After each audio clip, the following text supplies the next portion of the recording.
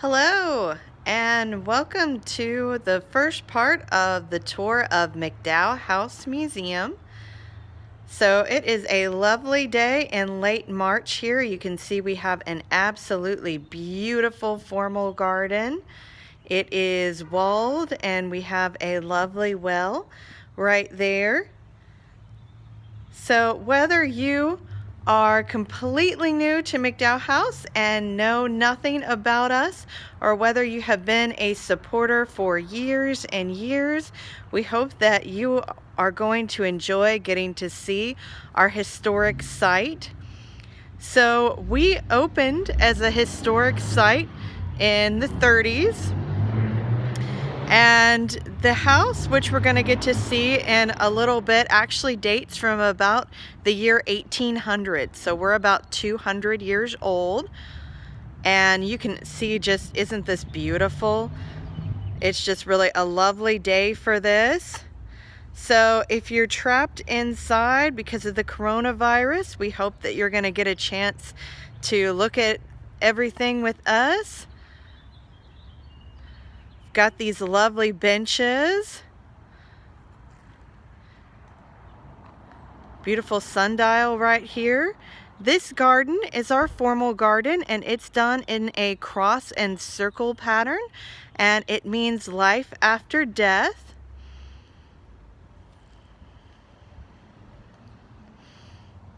Really gorgeous garden. It's a beautiful day, beautiful temperature. Right across the street, you can see it a little bit there. That is Constitution Square. And that is where Kentucky became a state in 1792. So I hope to get a chance to take you all on a tour of that as well on another day. That's our office right there. And now we're going to circle around and actually go into the museum. So you can see the back part of the museum is brick, and then the front part is wooden. And we've got lovely green shutters. That part, again, is our office. So we're going to walk up this path here.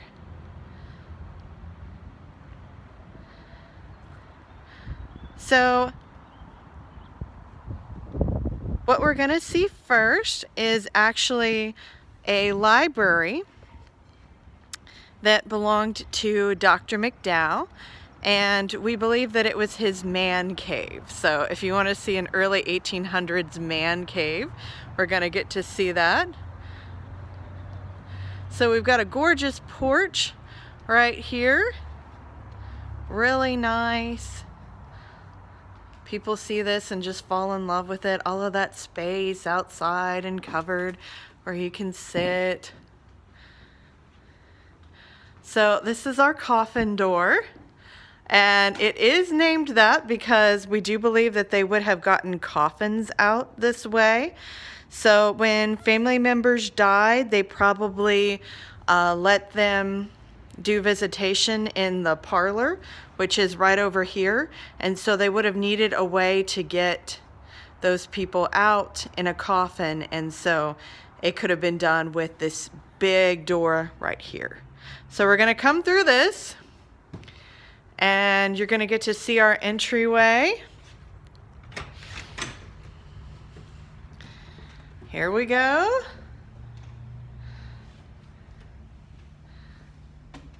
Nice high ceiling in here. A nice staircase. You can see kind of the parlor peeking through there.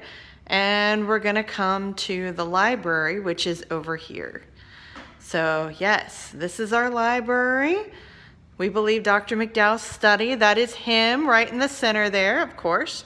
Most important, we got to have him over the mantle. And if you can see right here and right here, those are actually built-in bookcases, which is pretty handy. So he probably used this as a place to study his medical books, write letters to friends and family and for business, and to have his friends over and have a good time. So only men would have been allowed in here, and they could have played some games like cards and dominoes. Those were fashionable at the time. So you can see we've got some cards and some dominoes right there. Over here we have a lovely writing desk, and this is actually a handwritten book from 1819 to 1820. And what it actually is a grocery store ledger from Danville. So this was one of the grocery stores around here. And you can actually see in different places where some of these same families are still in Danville, where they bought things and what they bought, if you can make out the handwriting.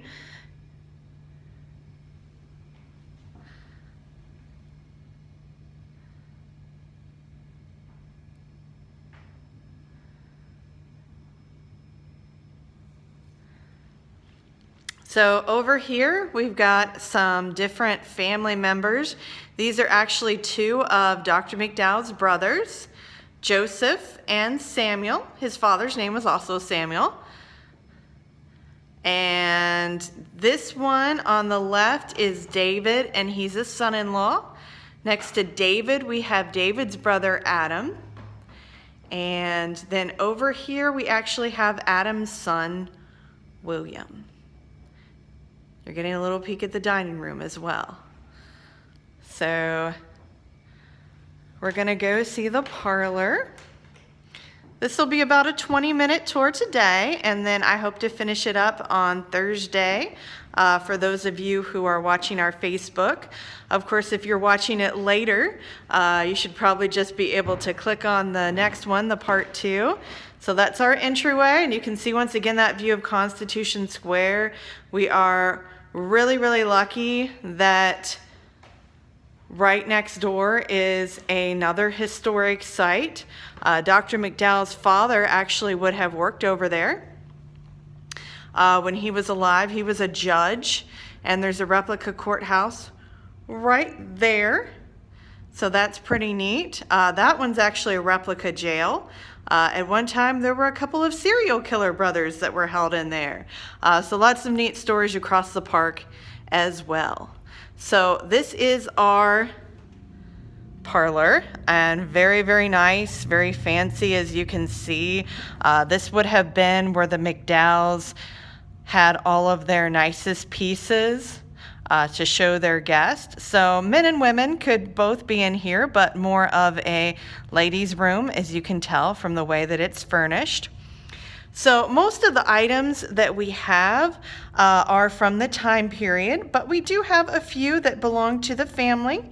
There was about a 100-year gap between when the house was lived in by the McDowells and when it was restored to be a historic house.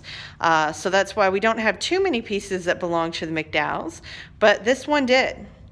This is Mrs. McDowell's piano forte. Her name was Sarah Shelby McDowell, and so this was really hers, and it's such a gorgeous piece. We were super lucky to get this back. It actually was handed down in the family for something like 150, 175 years. And then finally, the family members who owned it said, if you would like it, you may have it if you transport it. So actually one of our board members went down to North Carolina and picked it up for us. So we are so, so grateful to them for letting us have this beautiful piece. And it is just gorgeous. So this is Sarah McDowell's piano forte. And you can see right here, it does actually say that it was made in Philadelphia. It's a Charles Palmer piano forte, and that is a name in piano fortes. He was pretty famous. And even just transporting this from Philadelphia to Kentucky in about the year 1802 would have been quite the adventure. So we think that this was a wedding present when she got married from her father, who is actually the gentleman right here. So I don't know if anybody recognizes him, but this is the first governor of Kentucky. His name was Isaac Shelby. If anybody watching this, maybe they live in Shelbyville, Kentucky or Shelby County, well, this is who that was named after. A lot of you may have visited there. It's right next to Louisville. So this is Isaac Shelby. He was governor of Kentucky twice, won the Congressional Medal of Honor for what he did in the War of 1812. So very famous man, did everything you can possibly imagine. He was a surveyor at one time. He had a huge farm that he ran. Once again, governor twice, fought in 3 different wars. So he just did everything, and had a huge family. And so his daughter Sarah did marry Ephraim McDowell in 1802. And then over here, we have another one of Isaac's daughters. Her name was Letitia. And then over here, we have one of Dr. McDowell's nieces, and her name was Sarah. So we are going to head upstairs. So as seems to be pretty common, downstairs the rooms are pretty fancy. Because that is where people would have been visiting them. Upstairs, they're not quite as fancy. So we're going up this staircase here. The staircase, we believe, has been here for 200 years. When you're going to see the top step up here, you can tell it is very worn down. You actually can kind of start to see it on these. And then you get up here. And let's see, can you see it? Yeah, you can see it. Pretty worn down stair there. That is history that you are staring at. This house was used for a lot of different things after it passed from the McDowells. So this is a little sitting room. We have this set up for Sarah, his wife. This is a portrait of Sarah over here. Sarah Shelby McDowell. And then this is a copy of a letter that she wrote one of her sisters. So you can see what her handwriting looked like. It's quite pretty, but it is hard to read. It's about super cursive. A lot of my tours cannot read this. They'll get about 1 to 2 sentences in and then just kind of give up. It is pretty hard to read. So, gorgeous desk here. This is just beautiful. You've got the bird here. I love the bird. There's so much intricacy to this desk. This actually pulls out right there. So it's kind of a little hidden compartment. You can maybe keep letters in there or something that maybe you don't want other people to see. And then if you really don't want people to get to your letters, which of course, you know, were very important back then, this is a manuscript case. So you could keep letters in here. So this is kind of the password protection of the 1800s. You can see it actually does lock. And we think that this one belonged to Ephraim. So we think this is another family piece. So pretty cool right there. So this is our children's room. And the McDowells did have 9 children, as of course was very common back then. When I took Kentucky history class, I was told that pioneer women had a baby about every 2 years. So very common to have a big family, 10 children, sometimes 15. So let me try to get a really good angle for this room. It is really cute. So probably about at most 4 or 5 kids in here at one time because of their ages. It would not have been all 9 at once. And this is a very nice, big, airy room to have 4 or 5 children in. There are windows on both sides, so they would have been able to have a cross breeze. We are directly above the parlor. So just like in the parlor, they would have had a lot of light from windows on both sides, and then could have gotten a cross breeze too. And that, of course, is early 1800s air conditioning, because they did not have air conditioning. One other thing that they did not have is there would not have been any bathrooms in this house. So they would have had chamber pots like this one down here underneath the bed. So you're looking at an early 1800s toilet right there. And we also have a little potty chair in here. So these do come in adult sizes, but we don't have one. The one we have is for potty training. So this is for a very young child here, as you can see. There we go. And of course they do not flush, so you or someone else has to empty it yourself. So, 1790s rocking horse right here. That's what's left of the original paint. Kids did have toys back then, of course, just no Game Boys or Xboxes or iPhones. This is a really beautiful harvest cradle right there that you're looking at. We've got some lovely dolls over here. And that's a slate that we do believe did belong to the McDowell family right there, that the children could do their lessons on and then just erase it. So we're going to go see the master bedroom. Oh, this is Florence. This is a granddaughter. And then over here we actually, in the center, we have Adeline. So this is one of Dr. McDowell's daughters. And she looks pretty sad in this portrait. And there's a reason for that. We actually believe in this portrait that she's in mourning for her son that was killed in the Civil War. We think that's him right there on the brooch. And we actually have the words, anyway, of her memoirs. And from those, it sounds like she was a very cheerful person for most of her life, kind of a live wire. But unfortunately, of course, this was the tragedy of her life, losing her son. Adeline lived a very long time. She made it to about 90, I think 92, if I'm remembering correctly. That goes up to the attic. We're not going to go up there today anyway. Let me know in the comments if you really want to see the attic, but that is where that goes. So Adeline made it to about 92, and she was married for at least 50 years, and she writes in her memoirs, which she wrote when she was in her 80s, that she and her husband only ever had one fight. So this is our master bedroom. It's just got the windows on the one side here because there is an addition on the other side. So there wasn't a possibility of putting windows on both sides here.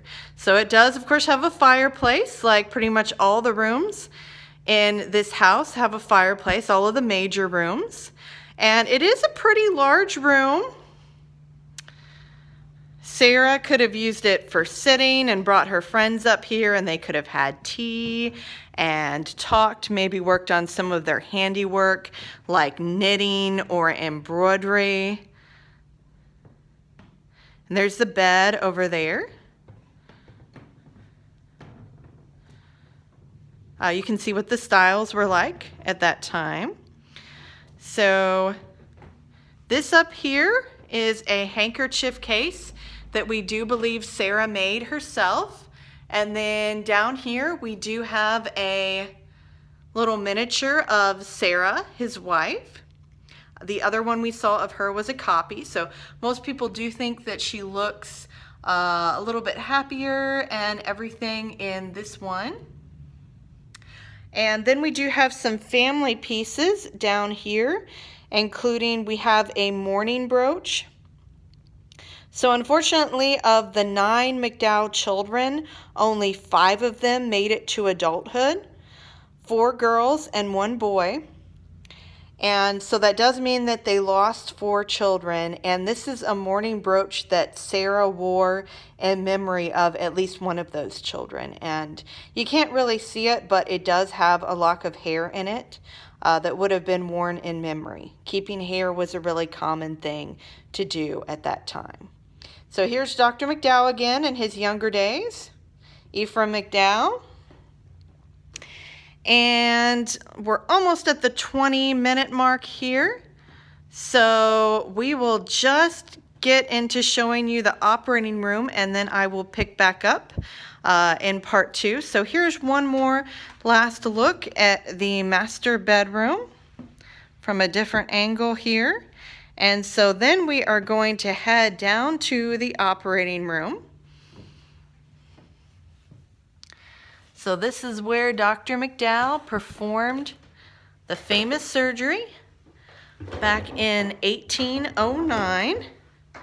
And this is a good place, I think, to leave it for suspense. So we will either pick back up Thursday, or of course if it's after that, you can just click on part 2. And thank you all so much for looking at the museum with me. I hope everybody's having a good day, and see you all in part 2. Bye!